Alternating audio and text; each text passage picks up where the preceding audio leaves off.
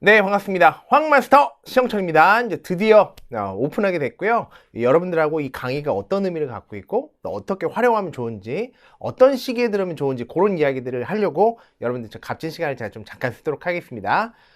마스터 케미스트리라는 이름으로 이제 개정판 내신 화학이죠. 그러니까 화학을 이제 내신으로만 하게 됐는데요. 이제 그 내용들을 이제 어떻게 풀어갈 건지 그런 이야기들을 간단하게 소개하도록 하겠습니다. 가볼게요. 자, 일단은 이야기를 시작하기 전에, 공부를 시작하기 전에 반드시 꼭 알고 계셔야 되는 것이 있습니다. 그러니까 내신화학하고 수능화학은 완전히 다릅니다. 그러니까 어떤 것이 다른지를 먼저 이야기를 좀 시작을 해야 될 것 같은데요. 일단은 1등급만 나오면 됩니다. 그러니까 수능화학 같은 경우는 목표가 만점이에요. 그러니까 수능화학은 다 맞춰야지 여러분들이 의미를 갖고 1등급을 만들 수 있는 그런 상황이라면, 내신화학은 좀 다릅니다. 그러니까 여러분들이 10% 안에만 들어가면 이제 성적표에는 1등급으로 딱 찍히게 돼 있죠. 그러니까 다 맞출 필요가 없는 과목이 됐어요.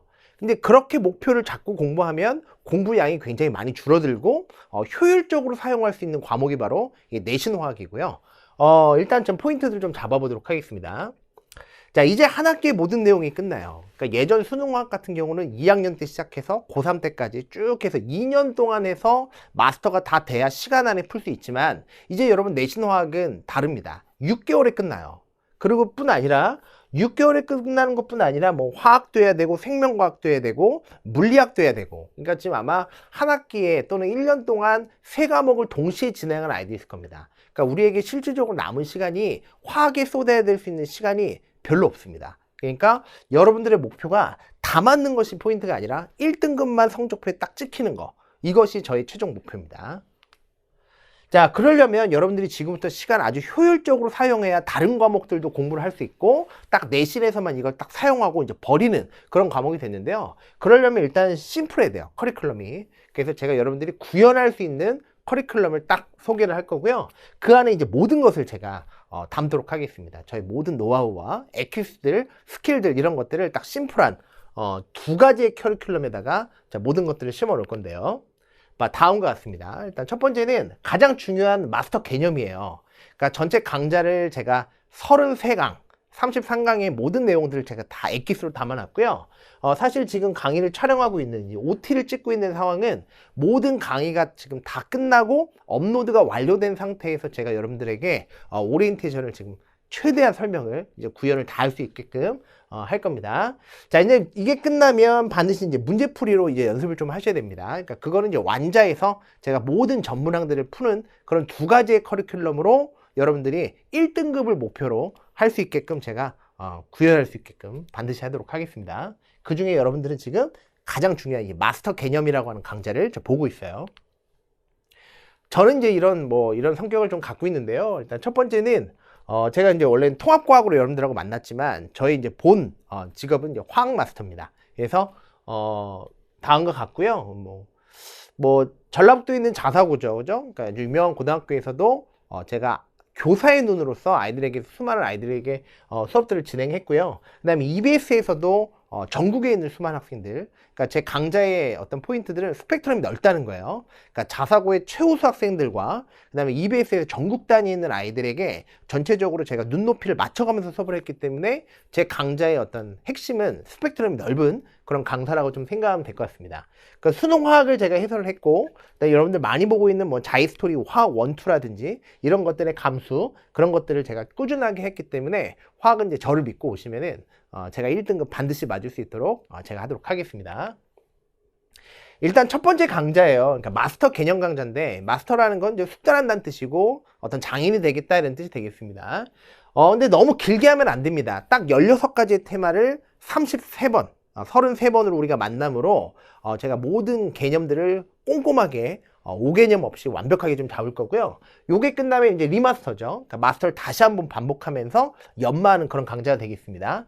그러니까 완자의 핵심 정리죠. 그러니까 완자에 있는 내용들을, 핵심적인 내용들 다시 한번 서머리를 해드리고, 그 다음에 관련되어 있는 문제들을 제가 전문항 일관되게 풀어드리는 것들 아마 보일 거예요. 그러니까 보시면 요 2가지의 커리큘럼을 하시면 1등급 반드시 10% 안에 제가 딱 들을 수 있게끔 제가 만들도록 하겠습니다.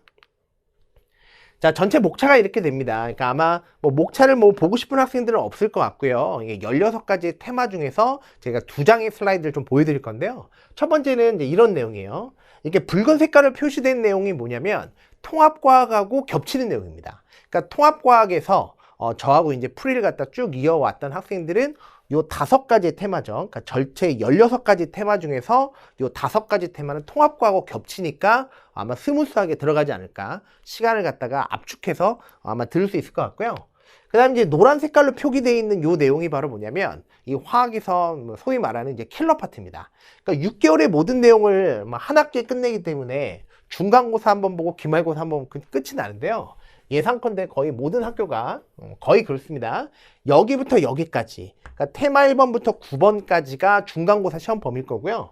여기서부터 여기까지가 이제 기말고사 시험 범위이지 않을까 좀 생각을 하는데, 그 중에서 이 노랑 색깔로 필기된 부분이 바로 좀 어려운 파트입니다. 근데 이제 포인트가 뭐냐면 내용이 굉장히 많이 중간고사에 들어가기 때문에 실질적으로 이 어려운 문항이 몇 문항 나오냐? 3문항 나옵니다.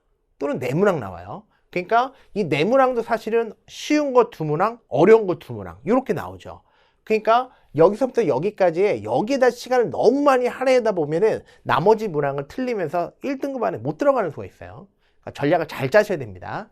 그러니까 내신만 하고 이제 넘기는 그런 과목이 됐는데, 여기서부터 여기까지 골고루 다 먹어야 되고, 요 부분에서는 제가 스킬로 문제를 풀어드리는 그런 것들을 제가 안배를 해가지고 적정하게 시간을 배분할 거고요. 그 다음에 여기서부터 여기까지도 좀 잘 봅시다. 기말고사 시험범인데 역시 요런 내용들을 과연 어떻게 제가 건조하고 빠르게 푸는지 그런 내용들을 보시면서 제가 끌고 가도록 하겠습니다. 자, 수강 대상은 이제 다음과 같아요. 그러니까 3가지 이야기인데요. 첫 번째는 뭐냐면 다 맞추려고 하다가 1등급을 못 맞습니다. 제가 현장에서 누구보다 많이 봤어요. 그러니까 1등급만큼만 딱 수강하고 다른 과목도 공부해야 되는 학생들, 시간을 효율적으로 써야 되는 학생들, 그런 학생들은 들으면 좋을 것 같고요. 두 번째는 뭐냐면 제가 여러 번 얘기하는 거지만 건조하게 풀어야 되거든요. 그러니까 과학은, 고등과학은 의미를 부여하면서 풀면 안 됩니다. 그러니까 무미 건조하게 풀고 싶은 학생들, 그런 학생들은 이제 제 강의가 맞을 거고, 통합과학에서 저하고 이제 쭉 연결을 해서 아마 이 강의를 좀 듣고 있을 것 같은데요.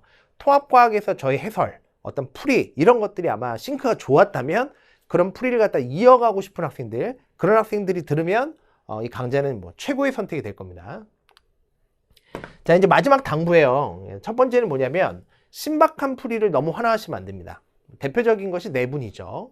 그러니까 내분은 뭐 아이들이 많이 쓰지만 너무 많이 써먹으면 시험장에서 구현하지 못하고 나올 가능성이 90% 이상입니다. 그러니까 너무 신박한 풀이에 환호하지 마시고, 자, 그렇다고 너무 익숙하게 푸시면 안 됩니다. 이렇게 뭐 3줄 쳐서 푼다든지 아니면은 뭐 계속 계산이 복잡하게 푼다든지 이러면은 시간 안에 막히는 못하죠. 그러니까 첫 번째는 구현이 안 되는 거고, 두 번째는 시간 안에 풀 수가 없어요. 그러니까 너무 신박해도 안 되고 너무 뻔하게 풀어도 안 됩니다. 그러니까 이게 포인트가 뭐냐면 그 경계에 있어야 돼요. 그 경계. 그 아슬아슬한 그 경계, 신박함과 익숙함의 그 경계에서 최선을 다하고 싶은 학생들이 아마 있지 않을까 생각합니다. 전국에서 어떻게 지금 이 강의를 어디서 듣고 있을지도 좀 궁금한데요. 그런 학생들에게 제 강좌를 소개합니다. 아까 말씀드렸지만 OT를 찍고 강의를 찍는 것이 아니라 모든 강좌가 끝이 나고 제가 지금 오리엔테이션을 찍고 있습니다. 이 강의가 지금 잘 구현됐는지도 사실은 제가 보고 나서 오리엔테이션을 찍어야겠다 생각이 들었어요. 근데 그 확신이 들었기 때문에 오리엔테이션에서 약속을 할 수 있는 거고요. 그 이야기들을 제가 좀 여러분들에게 하려고 한 8분, 9분 이렇게 시간을 제가 지금 쓰고 있습니다. 저는 모든 준비가 이미 끝났고요. 여러분들하고 제가 1강에서 기다리도록 하겠습니다. 아마 1강 들어보시면 차원이 다르다. 아마 그런 느낌들을 강하게 들을 겁니다. 저는 1강에서 여러분 기다리도록 하겠습니다. 감사합니다.